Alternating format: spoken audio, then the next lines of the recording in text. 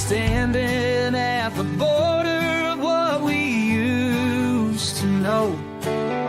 5 points in the darkness make a different kind of show. They say we're better together, but what do they know when the stars align differently down here below?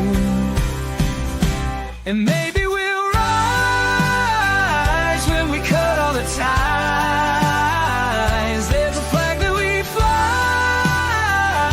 under our own sky. Remember all the stories that your granddad told about a republic that wouldn't be controlled. Now the suits in the city say we've all been sold, but there's a fire burning that just won't get old. And maybe we'll rise when we cut all the ties. There's a flag that we fly under our own sky.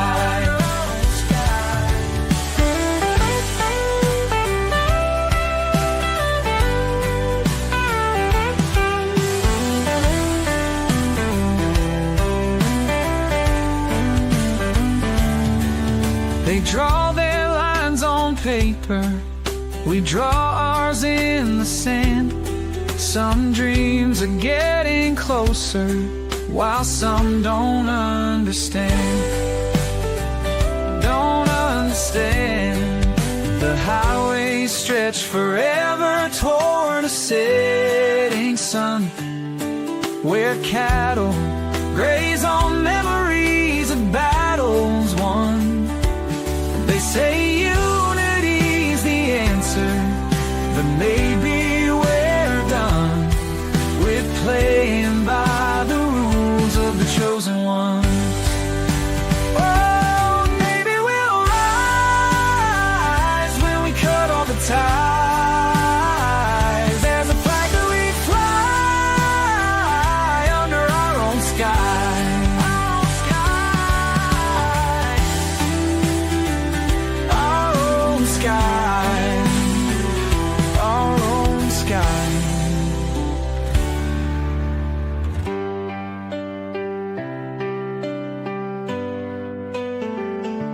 And maybe we'll rise when we cut all the ties.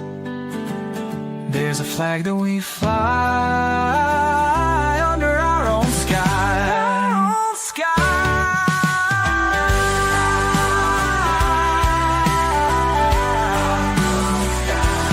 Our own sky.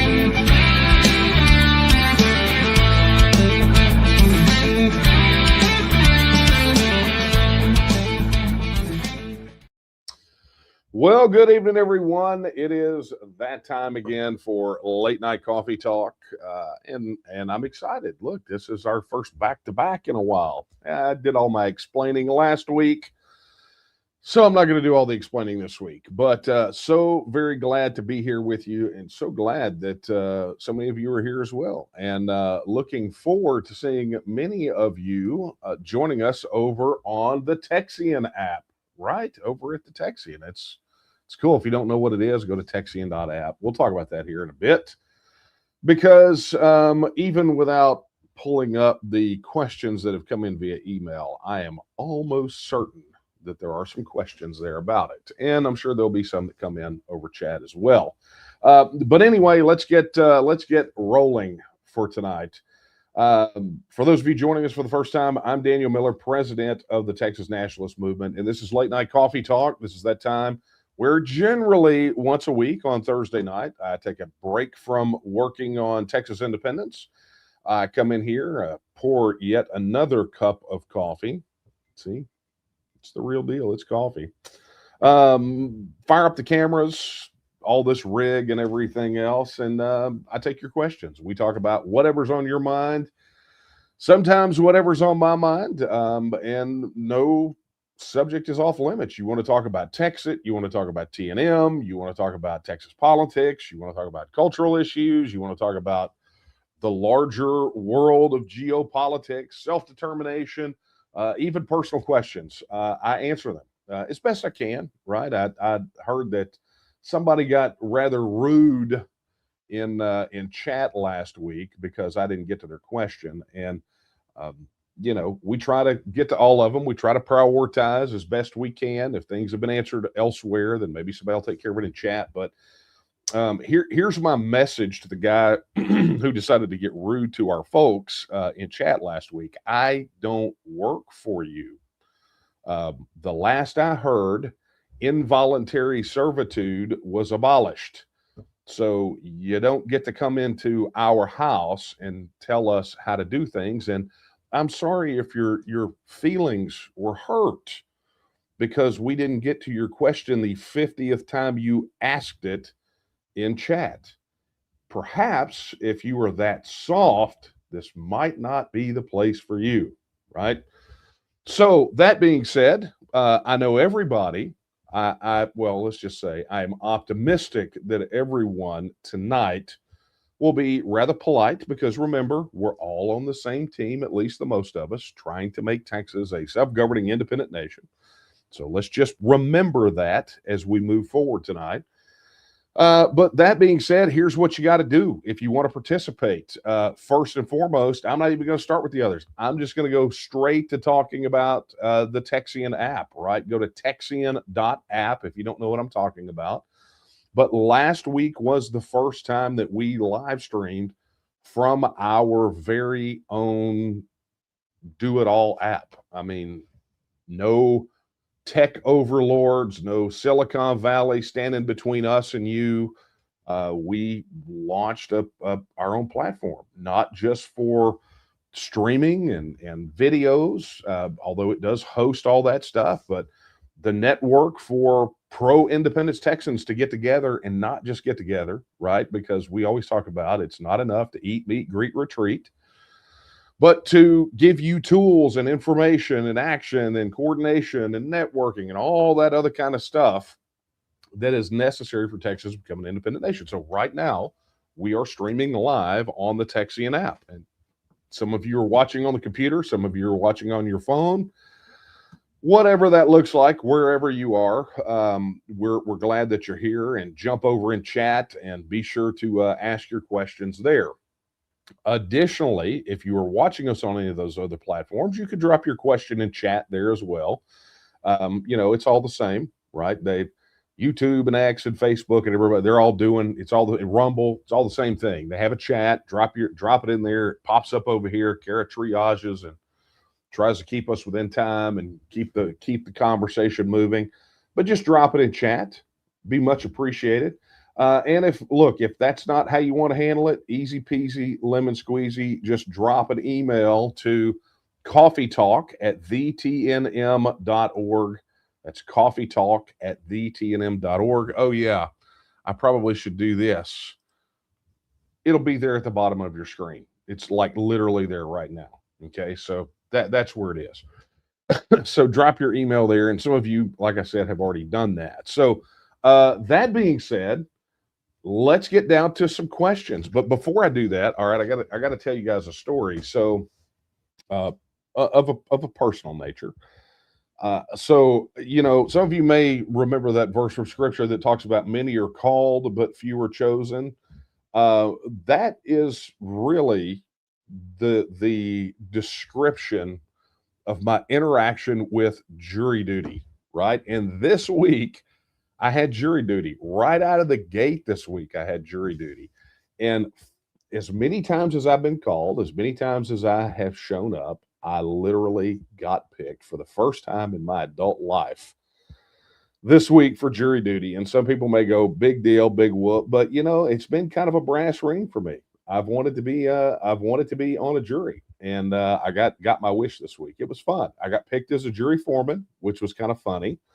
Apparently, when you have a sense of humor, that definitely puts you in the front running for that. And our deliberations were rather short, and it was a bit of a fun experience. But I thought I'd share that with you because some of you had asked, you know, some people, not all of you, but some have asked, I think it was Tuesday, like, where were you for half a day Tuesday? And I'd posted on the Texian app about my juror number was juror number 1. And so some of you got a big laugh out of that. But anyway, quite interesting. But there it was. There was my experience. Let's get to some questions tonight. Man, I have got a, let's go ahead and take this one from chat. Hang on. Let me just verify something really quickly. Yeah, there we go. Chris Milton asked, how much money did I make for jury duty? I don't know. They really didn't talk about it too much. But anyway, it was really funny. Just the whole scenario was hilarious. All right, let's get to some questions. This one came in from YouTube. Liberty Bell says, did you read the news that ExxonMobil's board just voted to reorganize in Texas instead of New Jersey? This could greatly help Texas, in my opinion. Texas has all the global oil, gas, and refining. And so, Liberty Bell, I'm going to share a secret. Yes, I have heard of it, and I heard about it, and I have thoughts. But that being said, let me tell you where I heard it, because it's a pretty straightforward situation here. Look at that. I'm going to drop this on the screen. There we go. Look at that. That is the Texian Partisan, and the Texian Partisan is chocked full of news from a perspective of the T&M and Texit and Texas independence. It's where it is. And literally right there, Exxon dumps New Jersey, picks Texas as their sovereign home. So my first thing is to tell you, be sure to if you're not reading the Texian Partisan, if you're not subscribed over there, be sure to do that, because pumping out lots of great news and articles, all from a Texas perspective, just about every day. And not just news, but culture and deep analysis and things of that nature. So be sure you're checking out the Texian Partisan. Okay. But yes, I have heard that, and it's part of a much larger trend of all these corps coming back to Texas. It is phenomenal economically for us. There's no doubt about it. When these companies are in all these different states, and there are some people who are going to complain about this, right? Because there's always this concern about, are they going to come bring whatever it is that they do down here? Particularly we hear it with Silicon Valley companies. But ExxonMobil's a little bit different. I think a full third of their workforce is already here, and I live right down here on the refinery coast, and so very familiar with them. But let's not forget that ExxonMobil is really just coming home, right? This was where they got their start. And so, but having these companies that long ago moved out of Texas, these big pillars of the Texas economy, particularly when it comes to oil and gas and energy, it's not necessarily a bad situation. It's really good for us economically. There may be some other effects, but I think it remains to be seen as to whether we absorb those effects or do whatever. But for today, I celebrate, but I keep both eyes open, as I do anytime I hear major corporations moving here. But it's a very clear indicator that Texas is doing something right that the rest of the states in the United States are not doing. I mean, you could talk about states that are politically aligned, sort of, that have sort of the same political bent or same attitude toward business, but they didn't choose those states. They chose here. And it tells you, it sets up, I think, a really valid comparison, at least on the surface, that says that Texas, when it comes to business, is doing it right, and it's not a bad situation, as I said on the surface. But let's keep an eye on that, okay? But thank you for your question, Liberty Bell. All right, excuse me. Mm. All right, let's get over here to the man. All right, let's go here to the email. Mm. Okay, so this is from John. He says, I have refrained from sending this email since prior to March the 3rd. We're being bombarded with various political ads. I drive for a living, got to see various Huffines ads along the roadway, and every one that espoused Huffines being a MAGA Republican or the TV commercial endorsed by President Trump were off-putting and annoying. Add to that an endorsement by none other than Ted Cruz, and yeah, no thank you. The fact that his family purchased the formerly known Zorro Ranch is just another question mark for me. So it is what it is, but for me, not any real cause for celebration. He may very well have signed the pledge, but many politicians take an oath to a constitution they expletive on every day.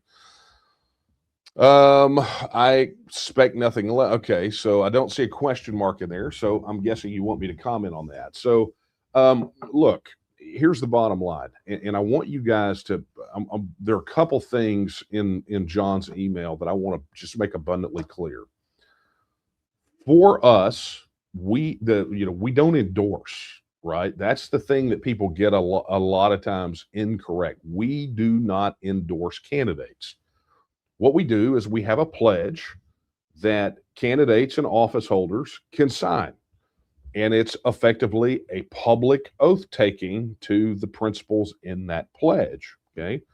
And then we make that public for everyone to look and evaluate the candidate and make their own decision. Now, for us as an organization, we got to keep the main thing the main thing. The main thing is we need all the muscle we can to have candidates that put Texas first. Texas first, Texas forever, right? That support our right to vote on our future, but in all things, put Texas first.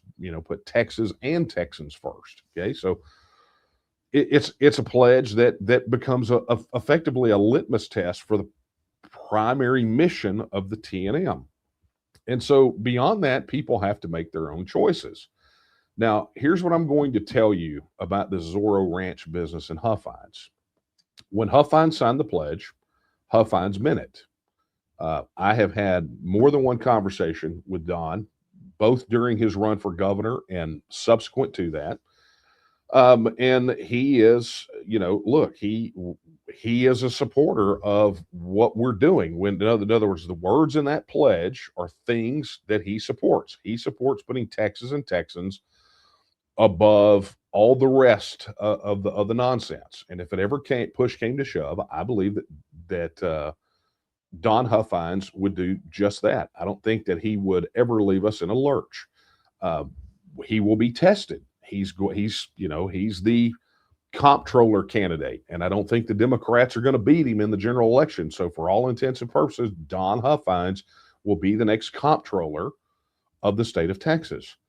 And that becomes important because in the last session, when the transactional gold bill passed, the comptroller is responsible for the implementation of the transactional gold bill. So having a Texas First pledge signer in the office of the comptroller administering that program is absolutely massive. But his campaign was rocked a little bit by that whole thing about his family purchasing Zorro Ranch, and people wanted to make it sound like he was in bed with Epstein and and all this dirty nonsense. And I'm here to tell you, it's a bunch of bull crap. It's just absolute garbage. And I'm going to tell you where. So the fact that his family bid at auction on that property, among everything else, because Epstein's property was being liquidated, right? It was being liquidated to satisfy all of the survivor claims against the estate. everybody who bid on that property knew if they won it, that money would go to the estate, and the estate would end up paying that settlement with the survivors of Epstein. That was not a secret. But what was a bit of a secret is that Don's intention, stated from the very beginning, was to effectively do what happened when when Europe was Christianized, and go turn a site that had been devoted to darkness and paganism and effectively devil worship, take it and essentially enlighten that site. Right? He wanted to put a Christian camp there to effectively reconsecrate, make sacred that particular ground. And I may be putting it in more dramatic terms than probably Don did or Don thought about, but the bottom line is it's about a 2,000-year-old tradition. Well, 1,700 years of Christians Christianizing sites that were devoted to dark things. And so I don't know, whatever you may feel about that is irrelevant to the fact that there was no wrongdoing on Don's part. And look, I'm not here. If you got questions, I'm not here to apologize for Don or answer for him, but I am here to set the record straight with the best information possible. Now, that being said, I also know that you could trace the source of the spin on that thing straight to people connected to Governor Abbott.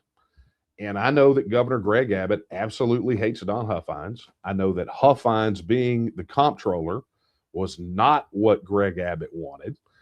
And, Abbott has never really forgiven him for making the run at governor 4 years ago. So the bottom line here is the Zorro Ranch thing was a bit of a nothing burger when you unpack it. And I have to consider the source. And I know that stuff sources all the way right back to some people in the orbit of Greg Abbott and his campaign.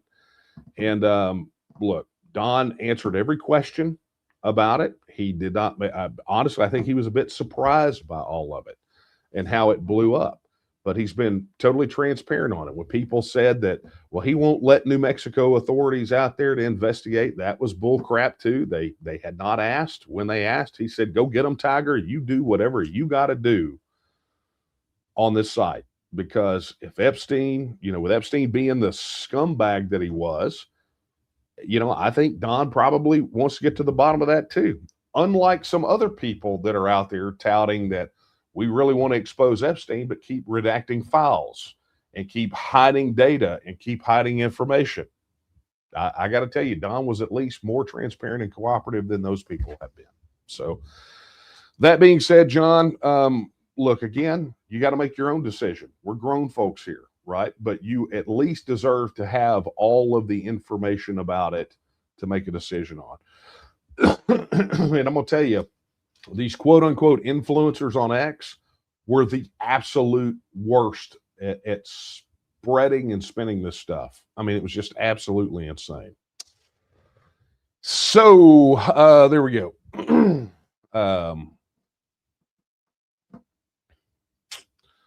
Let's see here.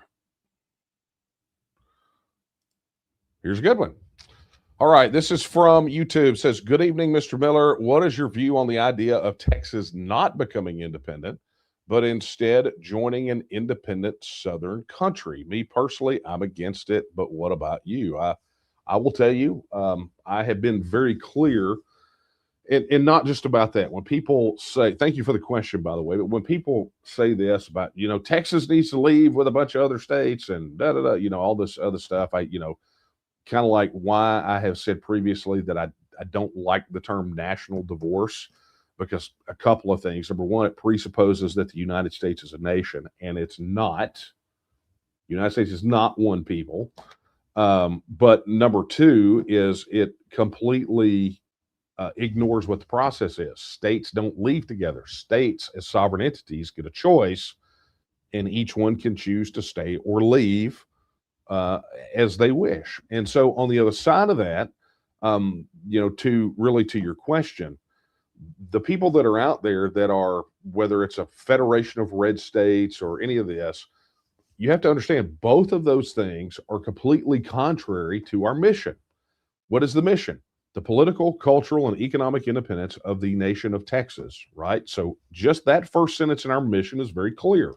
It presupposes the existence of a Texan nation, which it is, right? It meets all the definition.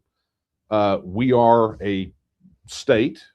Go look at the Montevideo Convention. If anybody has any questions about that, we fit the definition. We meet all the criteria internationally, right? As well as even the academic definitions of internal recognition, external recognition. I mean, it just goes on and on, right?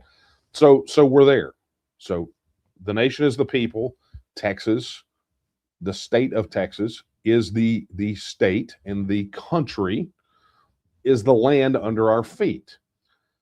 So, the fact of the matter is that, when people talk about this independent southern country, well, that doesn't exist, right? That there is no independent southern country.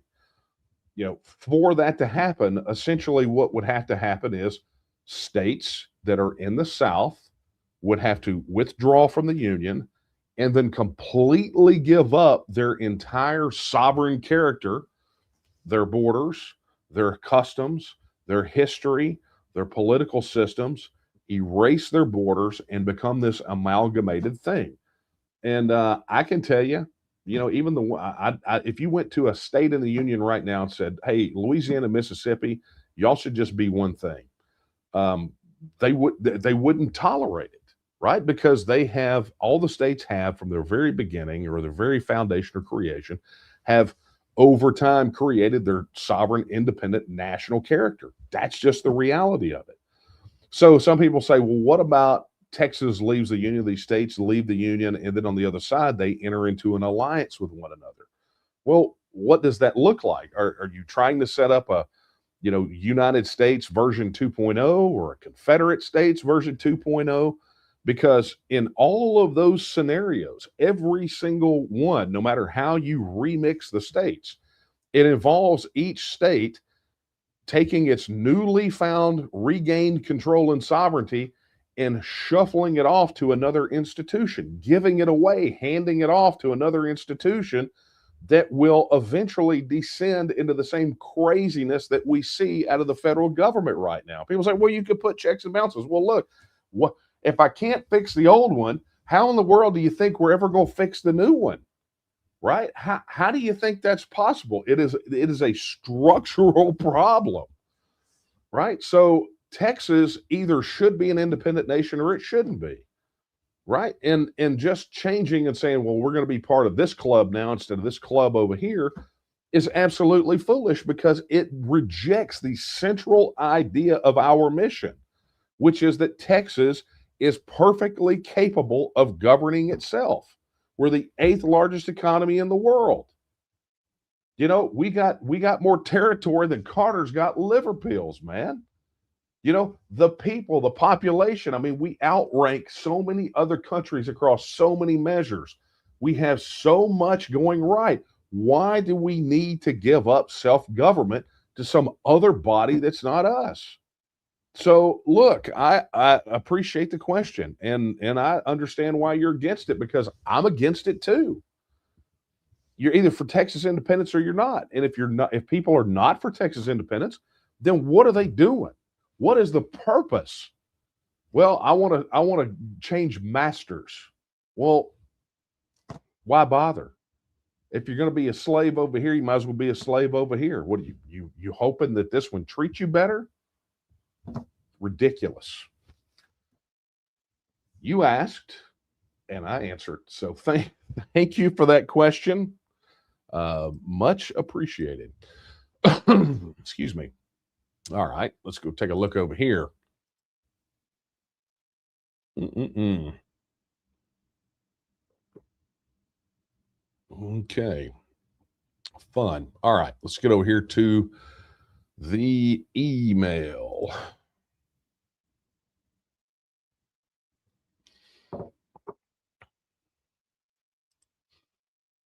Okay.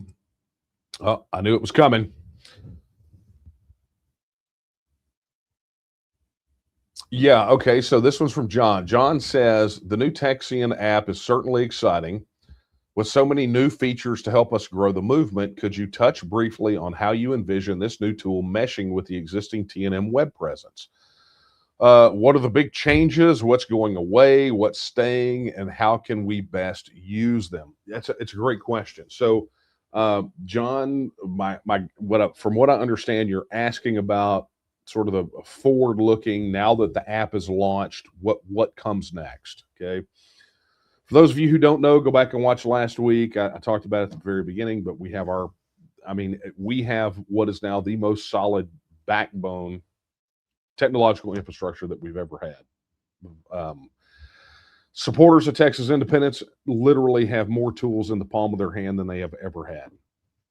More than major campaigns. Greg Abbott, with his hundreds of millions of dollars, doesn't even have what we have. And not that he couldn't do it, but they haven't, probably because they don't want to spend on it. But the fact of the matter is, we did this on our own, and we did it because for us to do what we need to do, we need the tools to make it happen. And that's effectively what it does. And so, John, to your question about what is it going to replace, what's going to go away. So here are some key things to understand about what's going away. Already we know T&M Social is now here, right? Everything that was on T&M Social, our internal social network, because it is what we envisioned. We initially set up T&M Social to eventually become what we're getting out of Texian. It failed. It's gone. It's gone bye-bye, right? So we have that. We have the county dashboard, the county portal that has been used for people to connect with their counties and for our county leadership to have the tools to organize those people in those counties so that we can build the field, the ground game, just the ground game at the county level, because that's always been part of the vision, right? And I'm not going to go into all of the rationale behind that, but that's always been the vision, right? Almost since the very inception of the T&M is county level infrastructure. And so all of those tools that are over there, they are all moving here, and that site will go away. Vote.tnm.me, which is the landing page for people to register support, will go away. Okay. The supporter registration form on the main page will stay. Okay. So that's not going anywhere. The Speakers Bureau page will stay. The About page that we have will be moving back to the main site. There are some really cool things that are getting ready to happen with the T&M Business Directory because of the launch of the Texian app, and it's really helped move that off a dead center. But one of the major changes, one of the main key change that's going to happen that many of you are going to see is the membership site, right? So I guess it was 2 years ago, we spun membership off of the main site onto its own separate space where people could execute and manage their memberships. That is all going to end up on the Texian app. Support. So when people send in support emails, if you have a problem with your membership or with a donation or whatever, that's all going to the Texian app. Essentially, the Texian app becomes the core of everything that we do, right? And so it will integrate in so that we still have all of these public-facing features on the T&M website. We will continue to have the Texian Partisan. We already have the Texian Store. We'll have all those things. But the public-facing side of it will be still, what we're doing with the T&M. But once you step across the threshold into your relationship with the T&M, you will have access to a whole new world within the Texian app, and you will be able to manage your entire relationship with the T&M and with other people in the T&M and with organizing and volunteering and campaigns and all of those sorts of things in this one space. And so, that's gonna take a lot of the burden off of trying to spin these things up. When we spin up campaigns on the Texian app, they will be coupled not just within the app, just the functions for a campaign, but there will be public facing pages. So when you go share a petition. There will be a front-facing petition page that the public can go to. And so there are a lot of those things like that that's going to happen. But it's going to be really, if I was going to condense it down and help you explain, if it's public-facing, people that have not established a relationship, that's the TNM website. But once they step inside that door and establish a relationship with the TNM, then everything, and I mean everything, that an organization that is trying to accomplish what we're trying to accomplish is done within the Texian app. That's why it has videos. We're field testing the online courseware, right? Stuff that was on TNM Social now moved over here. We're adding that. That's a feature that probably will hit before the start of next week. We've got petitions and campaigns and the relational organizing and everything else. That's all running and gunning right now. Everything beyond those core functions is fixing bugs, enhancing features, doing those things. And, we knew that was going to be a bit of a shakedown cruise. So that being said, to the last part of your question, how can you best use it? My advice, not necessarily just to you, John, but to everyone out there, is if you have an existing relationship with the TNM, then go reset your password. If you haven't been Texian app, go reset your password, get into the app, and explore every feature. Go participate in the listed campaigns. Go look at the events. Go find your county group and start posting in there, because now you're grouped in with everybody in your county. And the more you can communicate and connect with each other, it's incredible. The other thing too, and if you've got the mobile app, which the mobile app is live right now in both the Apple App Store and the Android Store, and because Apple is dragging their feet, actually Android users have the most recent version of the app. So go check out the networking features so that you can connect with your contacts and see who may already be on the app. And if they're not, there's all kinds of contact tools that you can use. I've used them, quite a few of them already. The share cards are really my favorite thing. Great. I just spilled a little bit of coffee on my desk. I'm gonna have to be careful. Anyway, that's the way that it works. So, John, hopefully that answers your question. Real quick before I move on to some of the other questions, a reminder: if you're joining us for the first time, if you came late, this is Late Night Coffee Talk. I'm Daniel Miller, president of the Texas Nationalist Movement, and I'm taking your questions on the TNM, Texit, Texas independence, Texas politics, taking it live. Drop your questions in the chat wherever you're watching this. Or you can email them to, you'll see the email address at the bottom, coffeetalk@thetnm.org. Thank you very much. See, thank you, Kara. She knows I'm getting a little exuberant here. I'm excited about the app. It's a big deal. Okay, let's get back to our questions. Mm-hmm.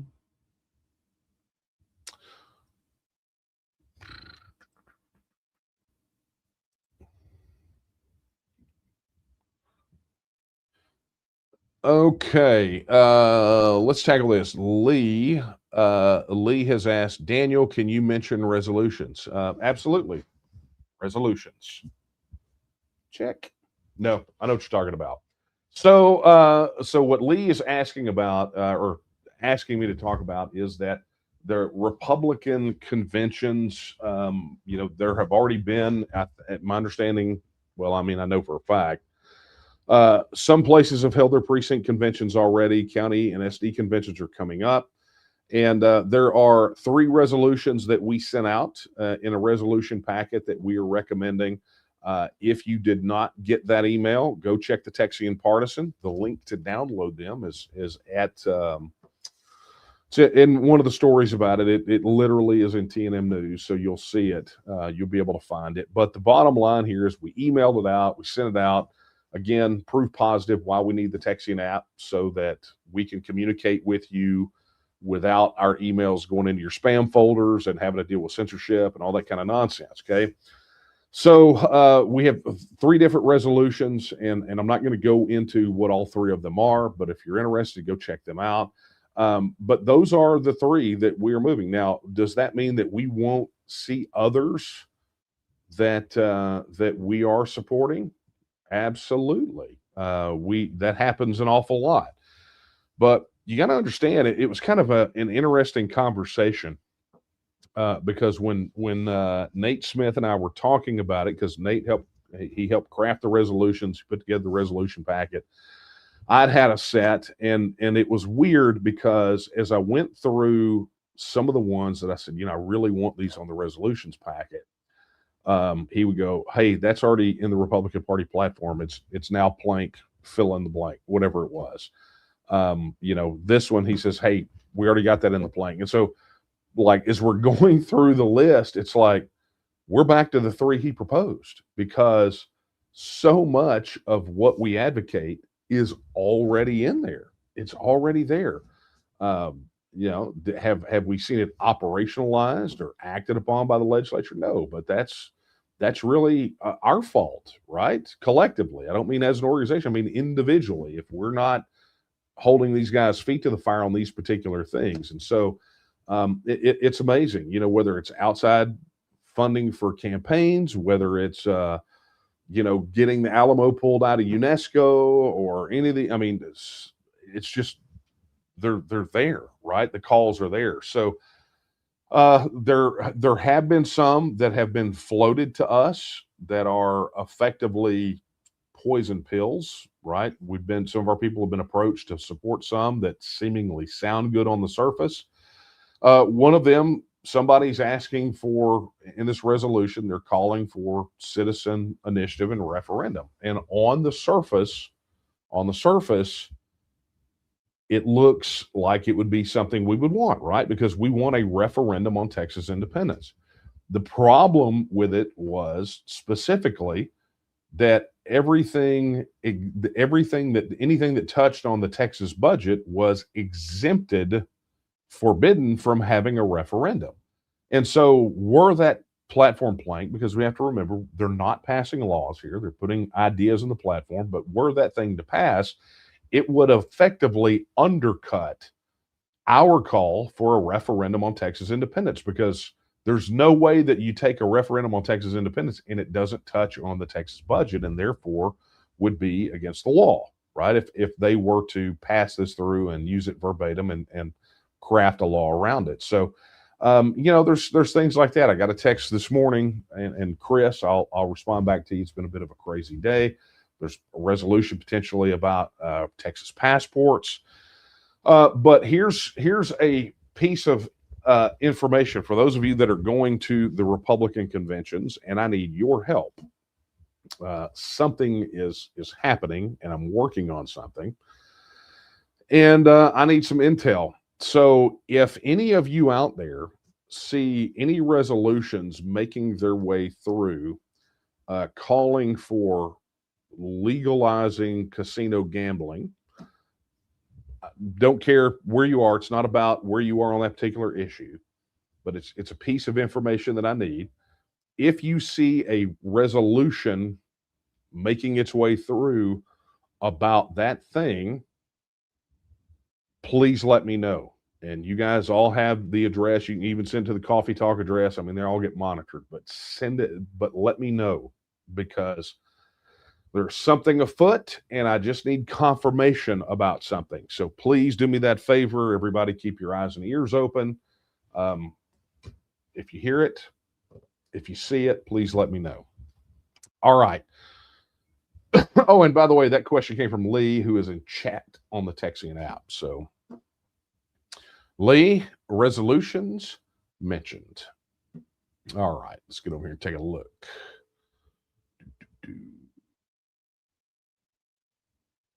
Ooh, that's a very weighty topic. Hang on, that's going to be a long one. So give me a second. I'll get to that when that came in the chat. Okay. Yes. Chris asks, he says, Daniel, how does Texas rank among other states when it comes to receiving a majority of campaign donations that originate from outside of the state. This very likely comes from a post that I made on the Texian app this week, asking people what their guess was, like what percentage of campaign contributions came in from outside of Texas. And I mean, as always, the guesses were pretty high. I mean, I think I wish I could find that graphic. I don't think I have it on here anymore. But there was a graphic that we showed during after the Abbott and Beto O'Rourke governor's race about how much of their funding came from out of state and from out of state donors and things of that nature. And it was, it was excessive. I think Abbott was at what, 30 something percent, maybe. I can't remember what it was. But that being said, I posted it because I wanted to get guesses because, well, I'm working on that very thing right now. And here's you a sneak peek. Yeah. So here's your sneak peek, boys and girls. We've mapped kind of everything, all these little dots, right? Here's Greg Abbott's campaign or his campaign pack, and here's all these various packs that they have, and with contributions, expenditures, and everything else. So the data's here. It's being mapped, as are all the networks of where these contributions come in from. And obviously the next step, well, not necessarily the next step, but one of the next steps is to trace all the sources of the revenue. Because here's what I have found out so far, and this is preliminary results, Chris. But what I have found out so far is that the way that campaign finance works, the way the machine operates, intentionally obscures origin to donor, or excuse me, origin to recipient. Okay. So, random guy in random state that's not Texas gives $1 million. He may give it to a C4. He may give it to a super PAC like a federal 527, right? And then maybe it goes to a PAC here in Texas, who then takes it and gives it to another PAC that then distributes it.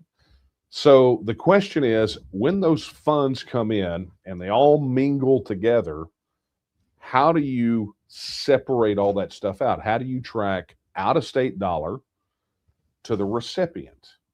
So that is a very it's not an easy math problem. It's not an easy investigation problem, but it can be untangled. There's just a lot of crazy math that goes along with it. But I'm gonna tell you that I suspect, if I had to guess at this point, I would say that probably 33 cents out of every dollar that wound up spent in a campaign came from out of state this cycle so far, right? No guarantee on that one, but that's where my gut tells me that it's headed, and I will know more soon. And as soon as I know, I dropped something. As soon as I know, you shall know as well. There we go. My desk was too high. It's driving me crazy. Okay, but yeah, I'm working on it, and as you can see, it's a lot of fun and highly visual. It's quite nice. That thing's actually rather pleasant to look at when you completely ignore what it represents, which is the stranglehold they have on Texas voters, right? Okay, here we go. Here's a question from Eric. Eric asks, a poll I saw this week has Tallarico leading Paxton and Cornyn by nearly 10 points. The void he creates in the Texas ledge will be easy to fill, but I don't think his candidacy in the U.S. Senate will move the needle for us. If Cornyn is reelected, that would provide the TNM with the biggest bang, but do we, the TNM, really want that? Okay, so let me unpack this because I'm not entirely sure what the ask is here. But let me just unpack it, and maybe in the process of unpacking it, I'll be able to figure out exactly what the question is. But let's start with the first part, which is polls showing Tallarico leading Paxton and Cornyn. First off, I will tell you that, and this is another part of the post-election analysis that I've got to do. I'm trying to collect more data on this. But this goes back to all the way back to 2015 and 2016. And here's the reality that no one wants to talk about, is that polling is broken. It is fundamentally, absolutely shattered broken. And you know this because if polling was anywhere remotely accurate, 2016 would have given you President Hillary Clinton. Okay. But it would have also given you Brexit still in the EU. And if the Brexit thing, honestly, the Brexit polling provided us with a very clear view of how to do polling so that you can get more accurate results. Everyone just ignored it because it skewed against conventional wisdom. But these polls are, literally, we're at the point now where political polling is less accurate than your weatherman. And weathermen used to get garbage all the time. I mean, people used to just break their stones for their inaccuracies all the time. But the reality is that political polling is broken. I'm going to drag you back to, and I don't know if we did it as a Texas News podcast or it was an article, I can't remember, but it was comparing two polls on secession. So it was back when, I think when we got the Newsweek cover, right around that time, I think they did the Redfield Strategies poll. And then right after that, someone had commissioned a YouGov poll where they started polling the various states. And one of the states they polled was California. And so unbeknownst to the people at YouGov, because apparently the left hand doesn't talk to the right hand there, the Independent California Institute or Institute for California Independence, I forget, I always get the name backwards, but they had commissioned a poll, essentially similar subject matter, different wording on the question, but the same subject matter about California leaving the Union. And what they got, and I mean, it was literally, these things were being conducted at the same time. The results came back and essentially showed that by how they worded the questions, the first poll that had been commissioned by some media outlet wound up with a result that was, I think, 25 points less than the poll that was commissioned by the ICI.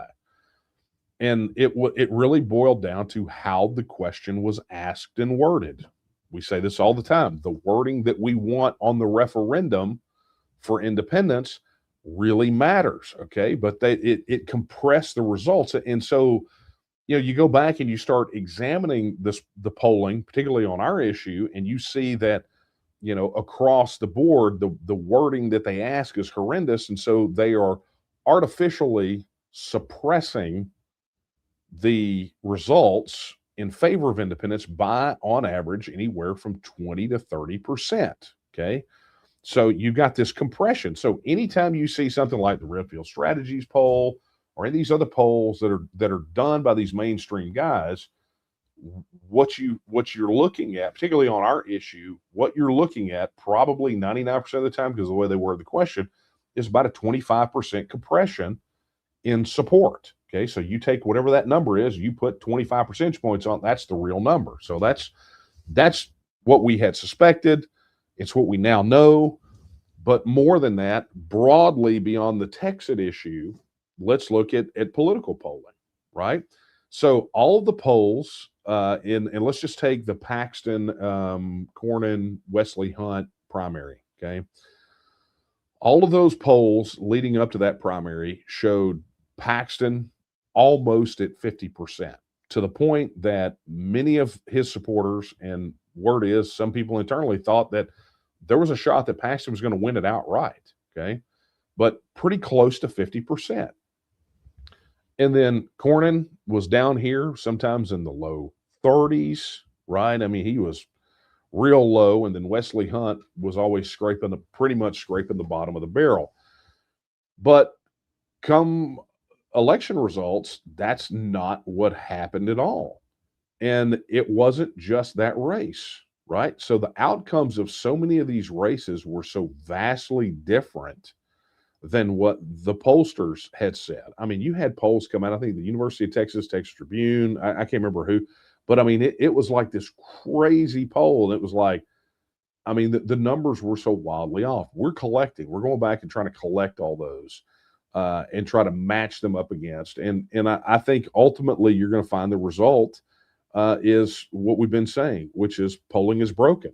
It is not reliable in any shape, form, or fashion, beyond the fact that candidates and organizations, everybody else, they will commission them in a certain way to get the result they want to get, and it helps set the narrative, right? So that sort of thing happens, and that would be nefarious. And there's that one side of it, but the other side of it is, frankly, these pollsters don't know what the hell they're doing. It's honestly the biggest grift in politics right now.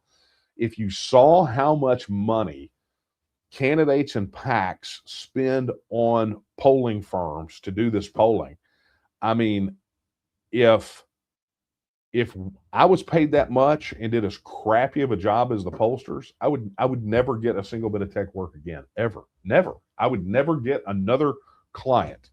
But yet, time and time again, they go to these people, and yeah, I don't know. I have my suspicions as to why that might be, but polling's broken. So let's just take that part of it, right? So even though it's got Tallarico leading Paxton Corner by 10 points, it really doesn't matter. I mean, that race hasn't started, and that's part of the consternation about these two ending up in a runoff, is they are going to absolutely brutalize one another. Will that mean you're going to have a Senator Tallarico? I don't think so. This whole primary thing is something else people get wrong, right? This primary thing is not necessarily indicative of what's going to happen at the general election. So when everybody panicked because the Democrats were having better turnout than the Republicans in the primary, it's all smoke. I mean, it was all BS, because it doesn't matter. That has literally nothing to do with what's going to go down in the general election. Can it be an indicator? Maybe. If suddenly, you've got one party or the other going, well, I really don't care who's on the other end of the ballot, right? So, it doesn't have any bearing on it. So if Cornyn is reelected, that will provide TNM with the biggest bang. I'm kind of at the point, neither one of them are Texas first place signers, right? I've got opinions on both of them. I have never been a fan of John Cornyn, not for a single second. For a myriad of reasons, and that distrust and dislike, and it's not a personal dislike because I don't know him personally, but a distaste and dislike for his policies goes way, way back, even pre TNM. Because look, you got to remember, Cornyn was like the AG here in Texas, and if you go back and you look at the things that he did here as AG in Texas, that will give you a lot of insight into perhaps why I don't care for him and why maybe you shouldn't as well. So, yeah, I mean, we're I mean, at the risk of sounding cliche and, like every other person on X, we are closely monitoring the situation.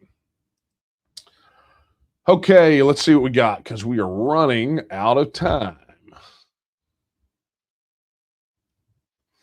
All right. Hey, a big thank you to Chris Powell for your super chat on YouTube, 1999. He says, I got invited to be on our SD7 resolutions committee today. Congratulations, sir. You know what to do, right? So good for you. Glad you got that. That's going to be super exciting. All right.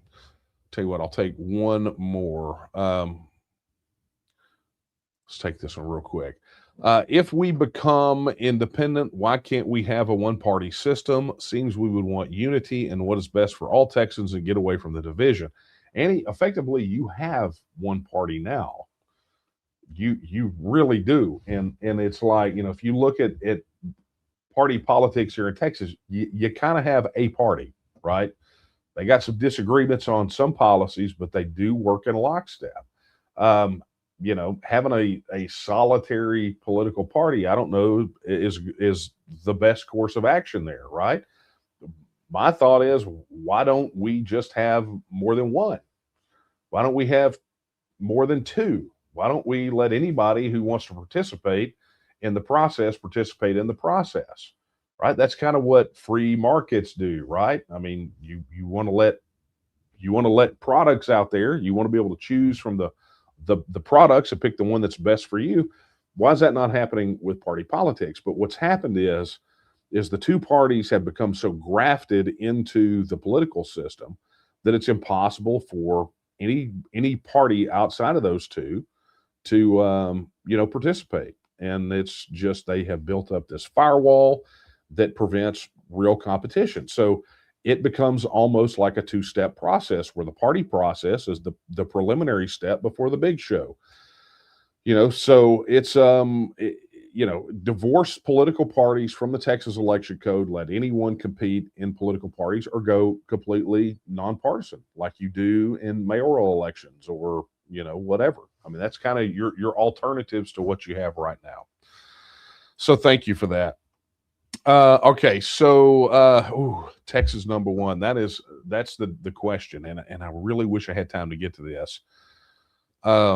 It's a big question, and here's what I'm going to do. I'm at least going to flash it on the screen because I'm out of time, but I'm going to flash it on the screen as a reminder that maybe what I would like to do is do an editorial on the Texian Partisan and answer your questions. So I'm putting up here as a reminder to remind me to get that done, and be looking for it on the Texian Partisan, because that's where I'll answer. And they'll give me a chance to answer a little more in depth, to put a lot of thought into it without being rushed through all of these various questions.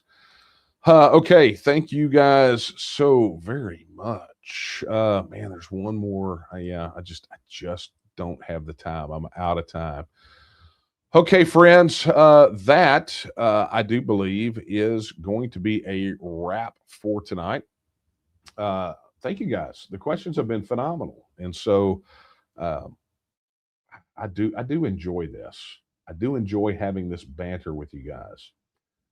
And that being said, the banter can continue over on the Texian.app. You've heard me mention it a bunch. Go get on the app, right? Go get plugged in. Look, this is where Texas independence starts. It's where you can organize. It's where you can act. It's where you can connect with other people who share your vision for a free, independent, self-governing nation of Texas. Additionally, if you have not gone over to the Texian store and grabbed some swag as of late, like the coffee mug that I'm holding now that is pictured on the screen, head over there and do that. Texianstore.com. That's Texianstore.com. And of course, you've heard me mention it already, the Texian Partisan, the official news site of the Texas Nationalist movement. But it's not just the TNM, it's so many other things that examine everything that's going on in Texas and the world through the lens of Texas nationalism. So it really is the only news outlet for people like us. And so go check it out, TexianPartisan.com. Additionally, look, if you've got questions about Texit or the Texit process, we have a website for you. It's called texitnow.org. Head over to texitnow.org and find the largest compiled list of questions and answers related to Texit and the Texit process, and dispel those myths, rumors, fear, uncertainty, doubt. You combat all that with knowledge, and texitnow.org is where you're going to get it. Okay, friends, that is a wrap. So what I would like to do is thank you all very much for joining me this week. I'm looking forward to next week. Look, if you have a question when this is all over with that you didn't get a chance to answer, you forgot, email it over to coffeetalk@dtnm.org, right? Those things accumulate. They don't just pop up and disappear. but they do in the chat, right? So if you had one tonight that you wanted to ask, didn't get a chance to, go send it to coffeetalk@thetnm.org, or go post on the Texian app. Just go post. Make that your first post. I have a question. I didn't get it answered tonight, and I will be there to drop you an answer. So that being said, that is a wrap. I'm going to leave you with the words I leave you with every time we're together. They're not my words, they're the words of Sam Houston. When he said that Texas will again lift its head and stand among the nations, I believe that time is now. And the question is, will you stand with her? Good night, everyone.